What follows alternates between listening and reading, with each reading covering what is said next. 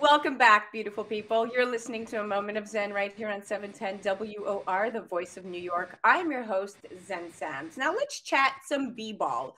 Well, for some, basketball is like a religion. Their love for the game is on a deeper level. Basketball is an escape from the realities of the day-to-day grind, and whether playing or watching, people immerse themselves in the action while others have a deep understanding and appreciation for the history of the game. Walk into Harlem Rucker's Park, located on 155th Street and Frederick Douglass Boulevard in New York City, right across from the streets where the Polo Grounds used to stand. On an ordinary afternoon, you might not understand, well, at least not right away, at least. But if you get lucky to catch b-ball players in action, it would sink in.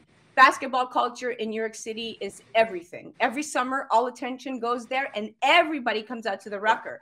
You get a feeling and a vibe like nowhere else. And everybody knows this. All five boroughs know summertime to be in Harlem at the Rucker. And over time, the pros transitioned from playing regularly to making special appearances. But street ballers continue to establish themselves at that park. Harlem playground director Holcomb Rucker founded the park's inaugural tournament, the Rucker League, in the 1950s, and that quickly transformed into a summer pro AM showcase where NBA players faced off against New York street legends like Earl Manigault and Pee Wee Kirkland.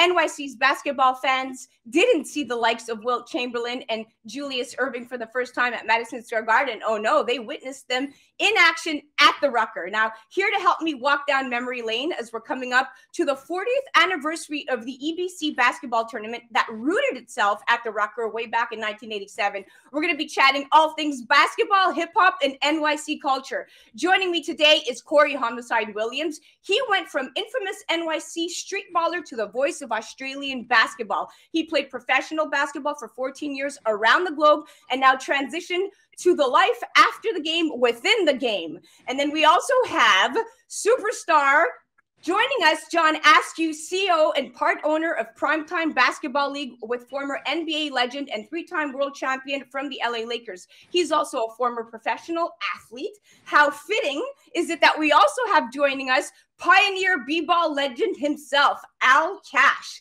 Actually, Al Avant Cash, EBC contributor and announcer. He's CEO of One Man 7 Stories and co-founder of the Entertainers Basketball Classic. He's the creator of streetball announcing with 40 years of experience in the game. He was the first streetballer announcer to host a show on NBA TV, and he's also one of Harlem's first hip-hop DJs. He went by the name of DJ Al B. Welcome to the show, superstars.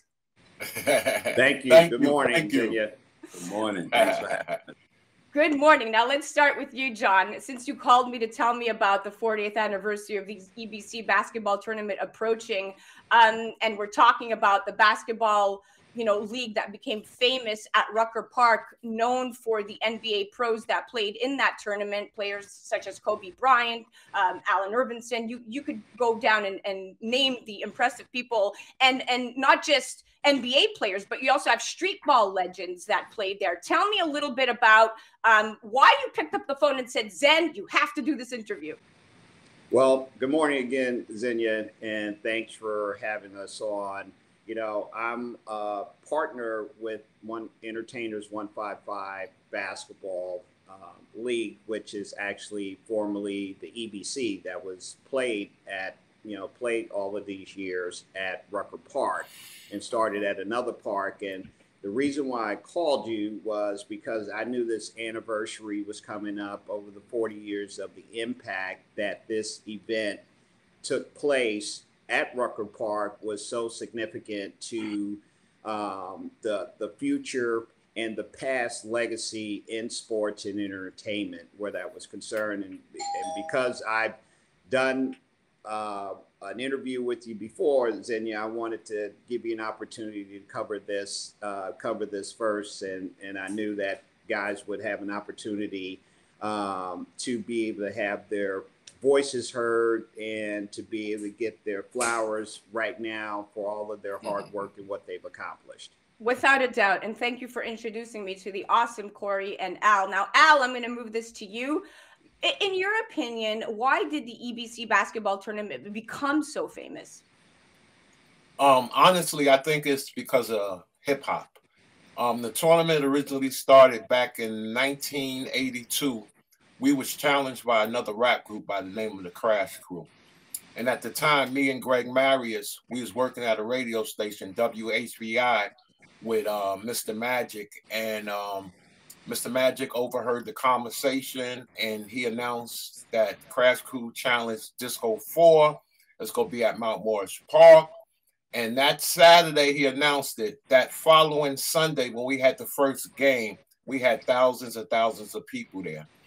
And from that point, you know, it was just regular hip hop groups and a club by the name of Disco Fever. You had the Cold Crush Brothers, Treacherous 3, Fearless 4, just a lot of 80s hip hop groups. And we actually took a year off and we moved up to 139th Street. And that's when the tournament actually started, far as real street ballers and hustlers. Hustlers were the sponsors of the street ball teams. And from that point, it was just amazing. You know, you got the hip hop artists, you got the street hustlers, and you got some of the best street ball players in the city participating on 139th Street and Lenox Avenue. And from that point, you know, the crowd there, like I said, we always attracted a big crowd. And from that point there, we was there a couple of years, and the neighborhood started complaining because people was double parking, triple parking.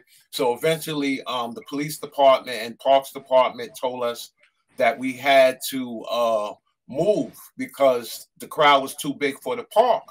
So long story short, the police department gave us an option. They said you can take the tournament to Randall's Island, or you can take it up to Rucker Park, which at the time, you did have Pro Rucker going on, but they was only there on the weekends. So we decided to stay in Harlem, took the tournament up to Rucker Park, and basically the rest is history from that point. I mean, we had record companies, we had clothing companies, all type of celebrities came through. And I think one of the biggest things was when the former president came up to the game. I mean, we always attracted celebrities. We always attracted celebrities. That's so impressive that it went viral so quick, so fast. And we have to remember, this was at a time where social media didn't really exist. So this was all true word of mouth. People just kind of, you know, when something goes viral in the most organic way. And I think that's where the fame really started. Now, Corey, welcome to the show. How did street ball help you and your career? And is basketball culture in Australia much different from America? Well, thanks for having me, right? I know we don't have a lot of time because there's a lot of us talking on here, but I just posted yesterday on my social media a picture with me at 155th Street and 8th Avenue train station.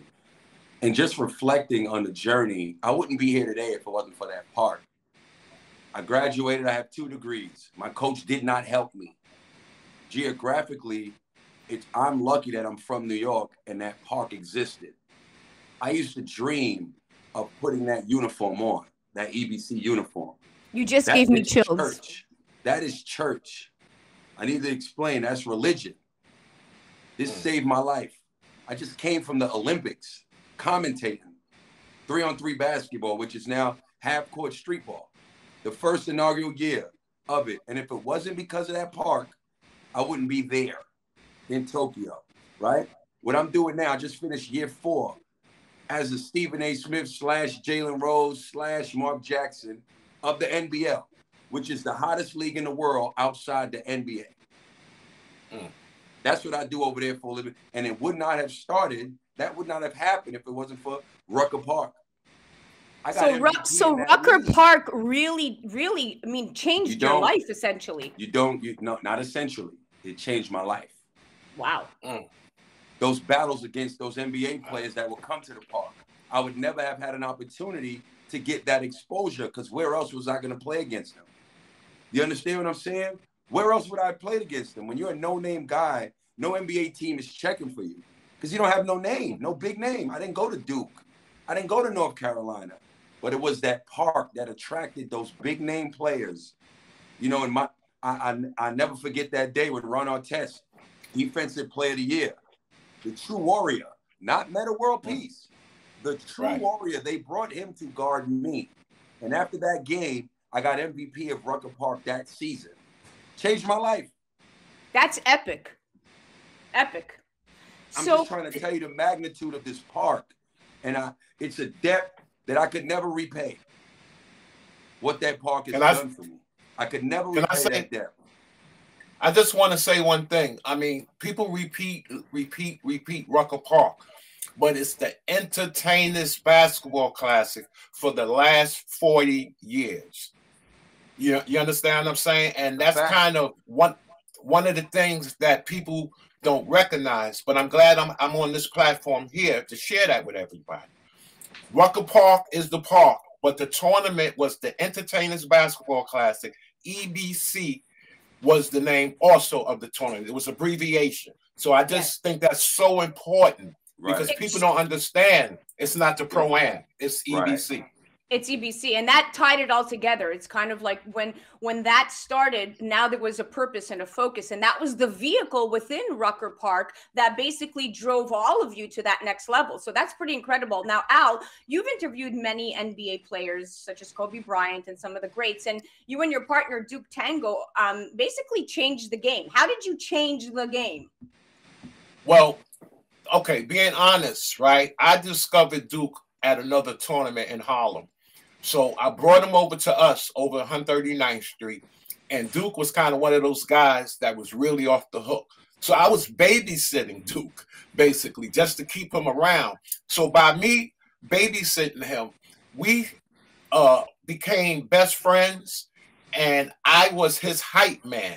And what I did was that helped change the game was I brought hip-hop. I brought my DJ skills and my MC skills to the court as far as interacting with the crowd, doing rhymes. And, you know, Duke is just a natural. He was just gifted with the ability to announce. So with us giving out nicknames and people loving them, we were the attractions for many years, especially when Greg Marius brought us those cordless mics and we was able to interact with the players, get on the court with them and commentate. It's like we put a battery in the back. We had so many different players that come to us even today, 39, 38 years later, saying that, yo, if it wasn't because of you guys, I wouldn't be able to, you know, have the opportunities that I had in the past. And shout out to all the other announcers that came at us. But just for the record, we didn't create street ball announcing. We created the style that everybody's been doing for the last 40 years. And that's that style that resonates in everybody's ears when they go to the Rucker, because I see that same tone, that same body language, that the momentum that you brought originally, they are, you know, they're imitating, but ever duplicating, so to speak. Well, listen, we have about 40 seconds left. I just wanted to thank all of you for coming on. Corey Williams, Corey Homicide Williams, definitely have to check these guys out. They're all over Instagram. Al Cash is there. John Askew, thank you so much for coming on the show, guys. It was such a pleasure having you. And big shout out to the Rucker and the EBC tournament, because that's where it all began. Yeah, thank you. You're listening to A Moment of Zen right here on 710 WOR, the voice of New York. I'm your host, Zen Sams. We'll be right back after this.